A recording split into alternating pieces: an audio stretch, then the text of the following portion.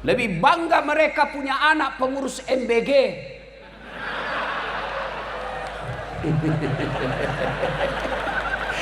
Karena ada yang bilang 19.000 ekor sapi tiap hari.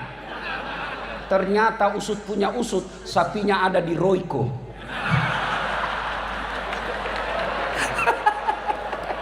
Saya berpikir-pikir, selama ini Pak Kiai, kalau saya diundang ceramah banyak kiai di dalam, saya masih percaya diri. Saya bisa bilang, saya diundang satu-satunya alasan karena sayalah yang paling banyak follower saya di sini. Di sini saya tidak berlaku kalimat itu. Kenapa? Ada guru kita Ustadz Abdul Somad yang lebih banyak lagi followernya dari saya. Maka saya timbang-timbang, kenapa saya diundang? Karena sayalah yang paling lucu dari 4 penceramah ini.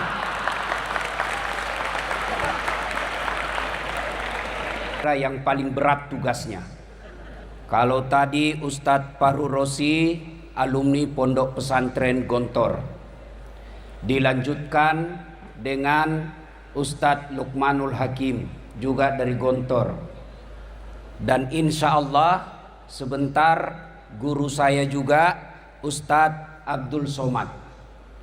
Tiga-tiga beliau ini pesantren terkemuka. Saya hanya dosen sospol.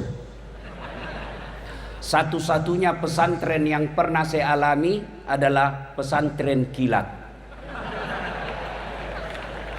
Saya berpikir-pikir, selama ini Pak Kiai, kalau saya diundang ceramah banyak kiai di dalam, saya masih percaya diri. Saya bisa bilang, saya diundang satu-satunya alasan karena sayalah yang paling banyak follower saya di sini. Di sini saya tidak berlaku kalimat itu. Kenapa? Ada guru kita Ustadz Abdul Somad yang lebih banyak lagi followernya dari saya. Maka saya timbang-timbang, kenapa saya diundang? Karena sayalah yang paling lucu dari 4 penceramah ini.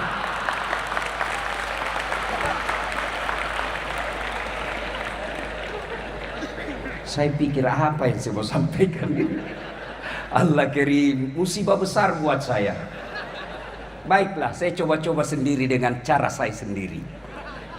Ibu-ibu, adik-adik sekalian, kalau saya ikut pilkada kalah, masih ada pilihan. Ikut lagi 5 tahun yang akan datang. Bapak Prabowo 4 kali ikut pilpres baru menang. Saya tidak disenang sama gubernur. Kalau saya pegawai, saya masih ada pilihan. Apa? Pensiun dini. Selesai masalah. Saya merantau ke Jawa. Di Jawa tidak enak. Mulere, mangan ora mangan, yang penting ngumpul. Pulang lagi saya ke Sulawesi. Saya merantau ke Malaysia. Malaysia tidak nyaman. Masih ada pilihan. Saya balik ke Indonesia. Ibu-ibu, suami cerewet, malas cari nafkah, ada pilihan? Ada. Pulangkan saja aku pada ibuku, atau ayo lanjut. Lihatlah tanda bekas tampar. Oh, berarti generasi tua. Karena ini lagu-lagu zaman dulu. Tapi masih lebih baik lagu zaman dulu daripada lagu sekarang. Tak bolak-balik, tak bolak-balik. Apa yang kita dapat itu? Iya. Suami cerewet, masih ada pilihan. Balik ke orang tua. Bapak-bapak, istri cerewet, malas masak, tukang gosip, ndak mau sholat. Ada pilihan? Ada. Malah 2 pilihannya, tambah atau ganti. Iya. Tapi tolong dijawab. Artinya, kalau menderita di dunia masih ada pilihan. Menderita di dunia masih ada senang-senangnya. Tidak ada orang dari pagi sampai pagi lagi sengsara terus hidupnya. Minimal dia gembira ketika dia nonton ceramahnya Das Atlatif. Iya. Iya Bu. Iya Bu. Tapi tolong dijawab. Kalau masuk kubur, Sedulur-sedulur masuk kubur, ada pilihan tidak? Senang tidak senang, tinggal kau di situ, tidak boleh kau keluar. Begitu kau keluar, viral satu dunia. Begitu kau balik ke rumahmu, orang di rumahmu malah lari tidak mau tinggal di rumah. Artinya, kalau menderita masuk kubur, tidak ada lagi pilihanmu. Alhamdulillah, Nabi memberi berita gembira. Umatku, orang Islam, anak cucunya Adam, kalau meninggal dunia, masih 3 harapan yang akan menolongmu. Yang kita kenal dalam dunia Islam, amal jariah. Apa itu? 1, anak yang soleh dan solehah. Ibu-ibu, Bu, saya mau tanya, Bu, bisa ndak anak ibu jadi dokter tidak pernah kuliah fakultas kedokteran? Bisa ndak? Ndak mungkin. Bisa ndak anak bapak punya ijazah? Salah paham lagi nih.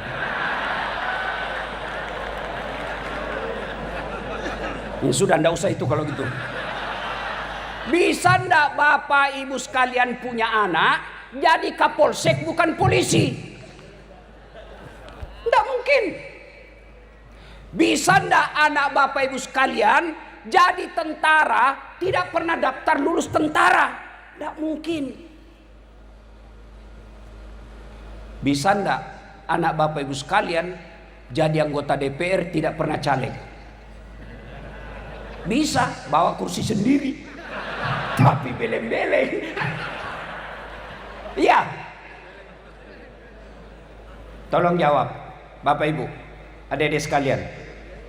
Bisa ndak anak kita soleh dan soleha meskipun tidak jadi dokter? Bisa. Bisa ndak anak kita soleh dan soleha meskipun tidak kuliah? Bisa. Maknanya menjadikan anak kita soleh dan soleha jauh lebih mudah, jauh lebih murah daripada jadi anggota DPR.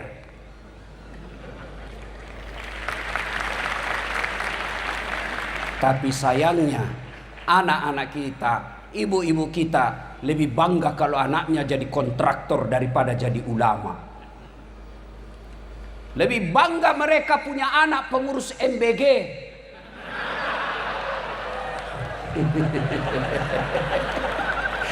Karena ada yang bilang 19.000 ekor sapi tiap hari. Ternyata usut punya usut, sapinya ada di Royco.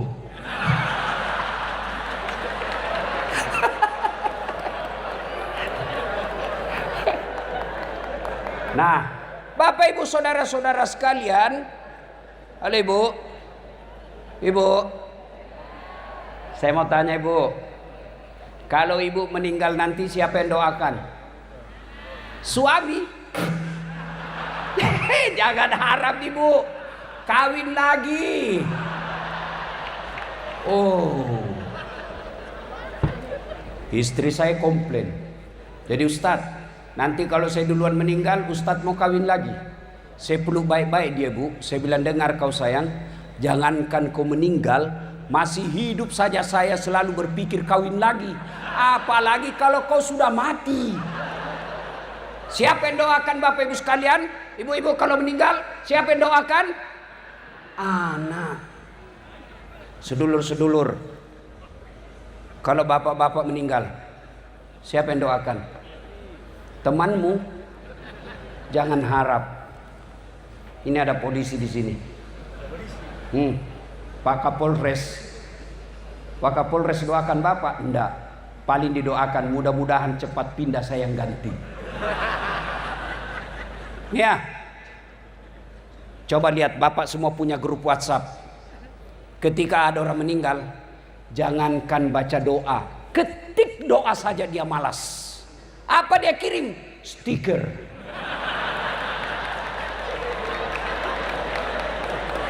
Al-Fatihah. Dia tidak baca itu. Bapak ketawa karena bapak semua pelakunya. Iya. Siapa yang doakan kita? Anak yang soleh dan soleha.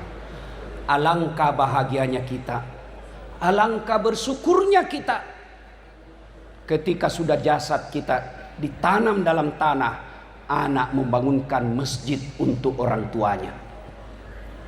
Ketika kita sudah pensiun, orang tua kita sudah tidak mampu mencari nafkah, anak-anaknya bermusyawarah, 5 anaknya masing-masing musyawarah. Saudara-saudaraku yang kakak berpidato, adik-adik sekalian, bapak sudah pensiun, tidak boleh lagi memikirkan sembako, tidak boleh lagi pikir token listrik. Mulai hari ini 1 anak 2 juta transfer ke orang tua, 5 anaknya 10 juta gaji pensiunnya dari anaknya, halalan thayyiban.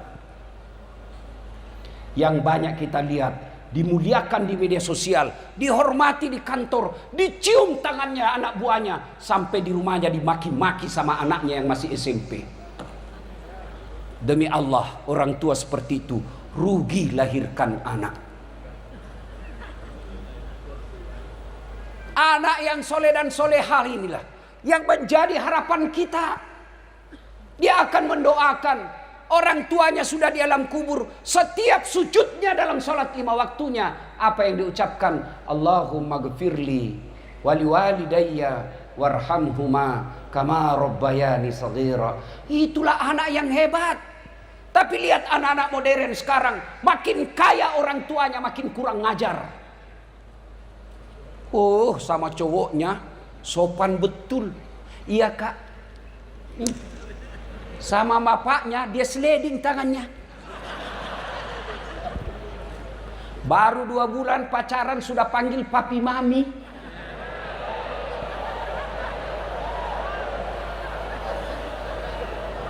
Pret.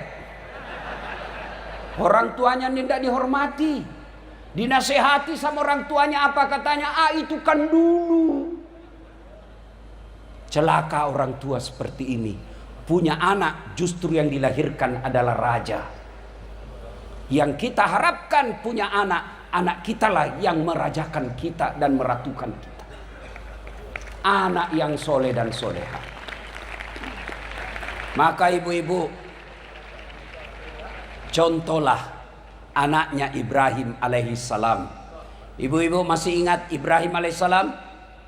Ketika diajak ngomong anaknya, nak, saya diperintah Allah untuk menyembelih kamu. Menurutmu bagaimana? Kisah ini pelajaran buat kita. Orang tua tidak boleh otoriter dalam mendidik anak. Sudah nyata-nyata wahyu, masih diajak ngomong anaknya. Mail, Ismail. Jangan juga kau cari di kitab Mail, tidak ketemu kau sampai kiamat. Menurutmu saya diperintah Allah menyembelih kamu. Menurutmu bagaimana? Coba, sudah perintah Allah masih diajak ngomong. Banyak orang tua otoriter. Mentang-mentang dia gagal tentara, anaknya dipaksa jadi tentara. Mentang-mentang anaknya dia gagal jadi polisi, anaknya dia paksa jadi polisi. Mestinya lihat bakatnya anak kita. Kalau dari kecil dia senang pegang obeng, teknik. Dari kecil dia senang masak-masak, MBG.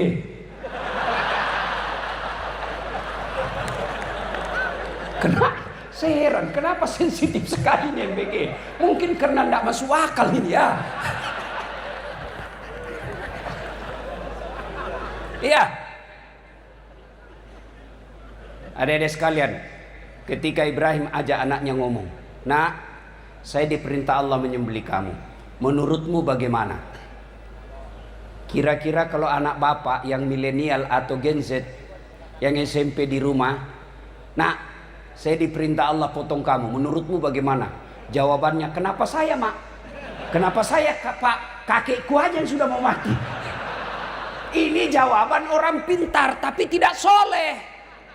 Maka yang kita minta bukan anak pintar tapi anak soleh. Kenapa? Kalau dia soleh insya Allah pintar. Kalau pintar belum tentu soleh. Maka doa Nabi Ibrahim, Allahumma rabbi habli minas solihin. Berikan hamba anak yang soleh.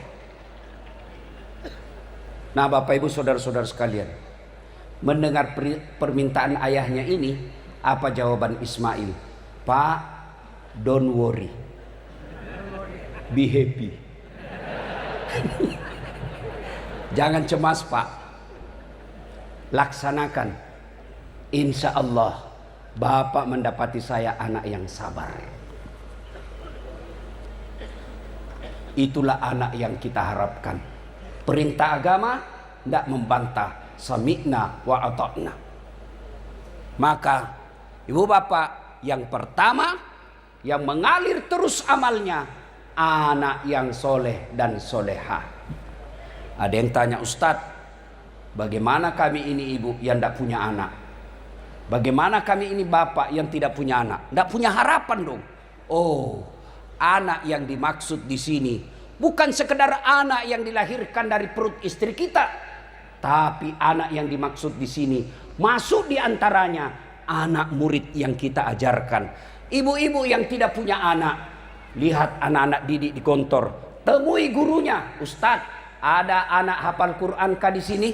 Ada anak yatim kah di sini? Berapa biayanya 1 bulan? 700.000. Saya tanggung sampai dia selesai. Selama anak itu dia gunakan ilmunya, selama itu ibu punya kiriman amal meskipun bukan dari anak kandung sendiri. 2, karena waktu terbatas.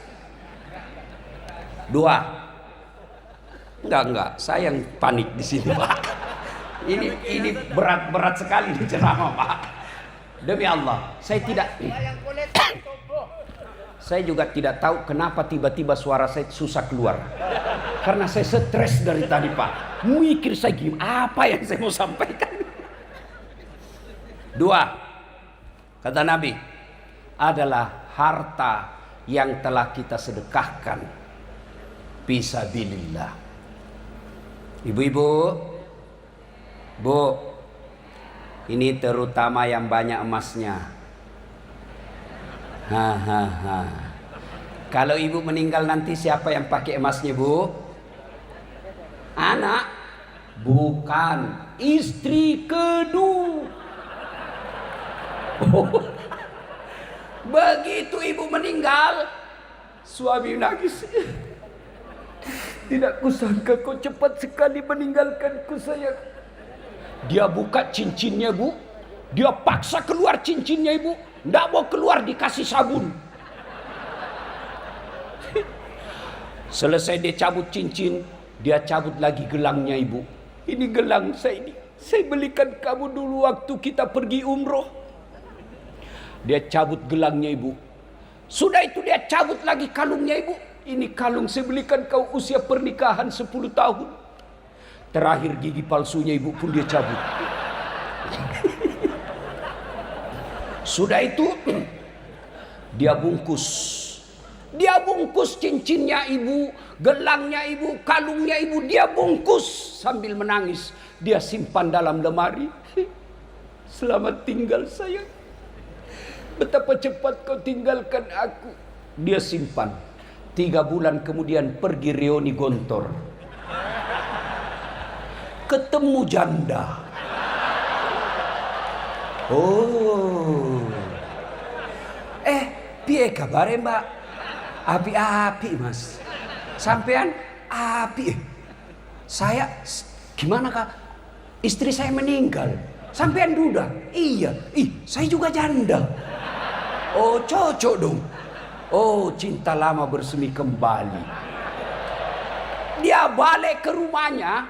Dia ambil tadi emas yang dia simpan di lemari. Dia tarik lemari dalam emas itu. Dia simpan dalam kotak warna pink. Dia bungkus lalu warna pink. Kasih pita-pita warna pink. Orang yang lagi jatuh cinta. Dia ketemu sama si janda. Lalu dia berkata, Dek, ambil saja ini emas. Sudah mati yang punya. Enggak lagi dia bilang wafat, dia bilang kamu mati. Bu, daripada diambil janda, mending bawa ke Gontor. Bawa ke pesantren untuk anak-anak kita. Ini yang disebut pandai menyikapi harta. Pak Kiai, saya bilang sama ibu-ibu kaya di Makassar, ibu-ibu yang kaya tidak usah pakai emas asli. Kenapa? biar palsu orang juga tidak percaya palsu. Maka lebih baik kau pakai yang palsu, yang asli bawa ke pesantren. Saya bilang juga sama ibu-ibu yang miskin. Ibu-ibu yang miskin, tidak usah kau pakai yang asli. Karena biar asli orang juga tidak percaya. Maka lebih baik pakai yang palsu, yang asli bawa ke pondok pesantren. Jadikan dana untuk anak-anak yang soleh dan soleha lagi yang sekolah. Adik-adik sekalian, tanya Luqmanul Hakim, tanya Ustadz Abdul Somad, Abdul Fahur Rosi Ansor. Tidak ada orang bangkrut gara-gara sedekah. Tidak ada orang yang jatuh bangkrut karena sedekah. Yang sepanjang saya tahu justru dia kaya karena rajin sedekah. Dan tidak ada orang senang orang pelit. Saya mau tanya bapak-bapak, senang tetangga yang pelit atau dermawan? Ayo jawab. Senang menantu yang pelit atau dermawan? Senang pemimpin yang pelit atau dermawan? Tuh, tidak ada orang suka orang pelit. Bahkan orang pelit sekalipun tidak suka sama orang pelit. Dia bilang, tidak usah kau ke rumahnya, pelit. Padahal dia juga pelit. Maka bapak ibu yang hadir, alumni Gontor, ayo sedekahkan harta kalian untuk kemajuan pondok ini. Saya tidak punya duit Ustadz. Kalau anda ahli di bidang media sosial, sedekahkan media sosialmu untuk pondok ini. Saya ahli komputer Ustadz, sedekahkan ahli komputermu untuk pondok ini. Saya ahli manajemen Ustadz, sedekahkan manajemenmu untuk kemajuan pondok ini. Inilah yang kita istilahkan dalam Quran, pastabikul khairat, berlomba-lomba dalam mengambil kebaikan. Insya Allah harta yang disedekahkan di jalan agama Allah tidak akan pernah habis, malah semakin tambah, makin tambah, makin tambah. Kalau bapak keluarkan dompet mau isi celengan, ragu-ragu, benar tidak diganti tidak? Benar tidak diganti? Dikata Ustaz Hasan, oh tidak pak. Kenapa? Ana indosani abdibi. Benar Pak Kiai. Saya tergantung sangka hambaku. Kalau dia sangka diganti, saya ganti. Kalau dia ragu-ragu, tidak. Maka ada orang lewat celengan pak, anak muda tepuk belakang, pak, dia sodorkan, ini orang kaya pak, tapi pelit. Dia tarik dompetnya, dia cari 2.000 dia keluarin, masuk celengan. Lewat depan anak muda ini, ditepuk belakang, dari ada belakang, Haji, ya, dia sodorkan uang 100.000. Wih, dalam hatinya Pak Haji, hebat betul ini anak muda, masih muda 100.000. Akhirnya dimasukkan celengan. Begitu masuk celengan, dia bilang ini anak muda, Pak Haji, itu uangnya bapak yang jatuh tadi.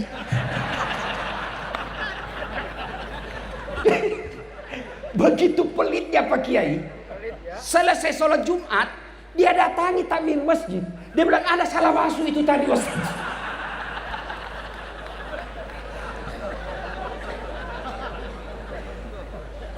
Pelit betul. Maka dedek sekalian, bagi manajemen modern Eropa, Amerika, Australia, cendekiawan mereka berkata kalau mau maju ekonomi, kalau mau banyak duitmu, dia pakai manajemen ekonomi modern. Bagi kita pakai manajemen ilahiyah. Apa? Sedekah. Sedekah.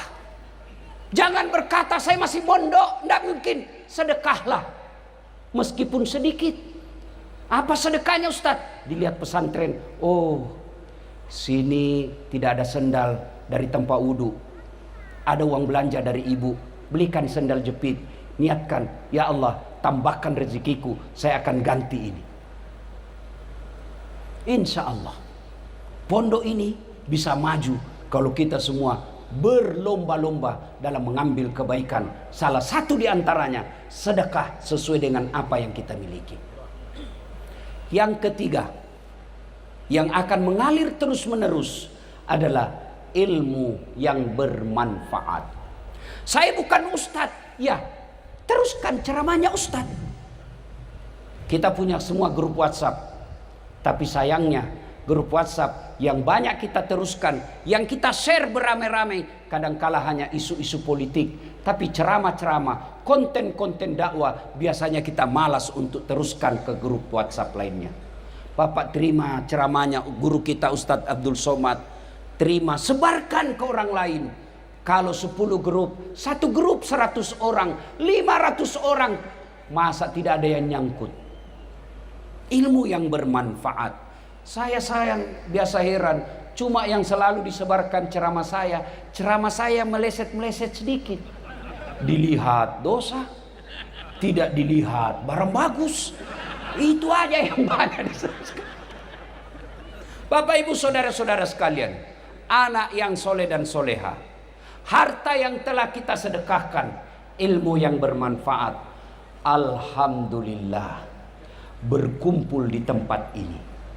Inilah tempatnya ketiga-tiganya. Anak yang soleh dan soleha, anak pondok kita, anak pesantren kita. Bayangkan 100 tahun, bukan jumlah waktu yang ringkas. 100 tahun kita lihat Pak, banyak perusahaan, banyak organisasi bertahan 100 tahun, tapi mungkin karena didukung oleh harta yang banyak. Banyak organisasi perusahaan bertahan 100 tahun, mungkin karena didukung oleh oligarki. Tapi pesantren Gontor bisa bertahan 100 tahun, bukan karena harta, bukan karena kekuasaan, bukan karena oligarki, tapi karena nilai. Mungkin kita melihat ada pesantren dibesarkan oleh keluarga, tapi apa yang ditularkan, dia menjadi warisan keluarga itu.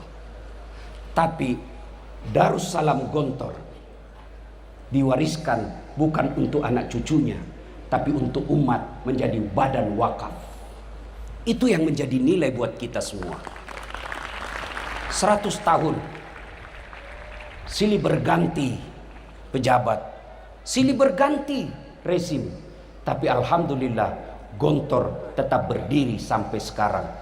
Kalau Anda mencari Gontor, jangan cari gedung yang tinggi-tinggi. Kalau Anda mencari Gontor, pada awalnya bukanlah tanah yang lapang dan gedung yang mewah, tapi dimulai dengan cita-cita 3 pendiri bersaudara yang kita kenal Trimurti, yang sampai detik ini karena keikhlasannya bisa bertahan sampai 100 tahun. Tapi tidak boleh puas sampai di situ. Pertanyaan makin besar, mampukah kita abad kedua berikutnya? Saya yakin dengan semangat 3 tadi, insya Allah, jangankan 100 tahun yang akan datang, biiznillah, dengan izin Allah, maka Gontor akan bisa lebih tua dari Republik Indonesia, insya Allah. Indonesia baru berapa puluh tahun, Gontor sudah 100 tahun. Mudah-mudahan Allah memberkati tempat ini, guru-gurunya, santri-santrinya, dan insya Allah abadi sepanjang zaman. Ini saja yang ingin saya sampaikan. Kalau Ustadz Luqmanul Hakim pandai berpantun, karena memang orang Melayu. Kalau MC tadi pandai berpantun, karena memang diajarkan pantun. Kami orang Bugis tidak tahu pantun. Tidak ada. Maka dalam budaya bahasa tutur orang Bugis tidak ada pantun. Kalau orang Melayu ingin melamar, dia akan berkata, aku melihat ada bunga di taman. Bunga itu sudah siap untuk dipetik. Kalau orang Bugis tidak. Sudah besar anakmu ya? Kasih nikah anakku sama anakmu. Itu orang Bugis itu. Tidak pandai dia berpantun Pak. Itu orang Bugis begitu. Maka kami tidak tahu pantun. Maka saya mohon maaf tidak bisa berpantun. Ya, Bapak Ibu saudara-saudara sekalian, terutama para kiai, terima kasih atas penghormatan ini. Saya tadi tertolong, sebab saya tadi lihat susunan acara, saya yang terakhir. Bayangkan kalau saya yang terakhir, di depan ada Ustadz Abdul Somad, mati gutu saya. Alhamdulillah Ustadz Abdul Somad yang terakhir, saya bisa terselamatkan. Bapak Ibu saudara-saudara sekalian, terakhir sekali. Ini semangat buat adik-adik. Saya alhamdulillah orang Tionghoa pengantin di Makassar, non muslim, saya diundang ceramah nasihat perkawinan. Padahal non muslim, Tionghoa diundang nasihat perkawinan. Bahkan Cap Gome kemarin, Cap Gome tahun baru Tionghoa, tablik akbar di Klenteng, saya diminta ceramah. Inilah kira-kira yang disebut pesantren modern Gontor. Bisa diterima semua golongan. Mudah-mudahan adik-adik sekalian, dakwalah yang rahmatan lil alamin. Kalau Anda ahli dakwah. Jangan menakut-nakuti. Ada orang ceramah, baru baca satu hadis, kayak dia panitia hari kiamat. Saya pun dibully di medsos. Dibilangi kamu ustaz tidak sunnah. Cerita-cerita sunnah kamu tidak sunnah. Saya bilang kenapa kau tuduh saya tidak sunnah? Buktinya kau tidak punya jenggot. Ya mau diapa kalau tidak mau tumbuh? Maka adik-adik pesantren, ayo silakan jadi mubalik yang bisa diterima semua orang. Yang kita kenali dengan ulama modern. Itulah yang diharapkan oleh pidato tadi Pak Kiai Hazan. Apa tadi? Apa yang tidak diajarkan, apa yang tidak dimiliki. Insya Allah kalau ini kita pegang baik-baik, maka pesantren Gontor akan menjadi pesantren teladan di bumi Nusantara. Demikian, lebih dan kurangnya mohon dimaafkan. Usikum wa nafsi bitaqwallah, fastabiqul khairat.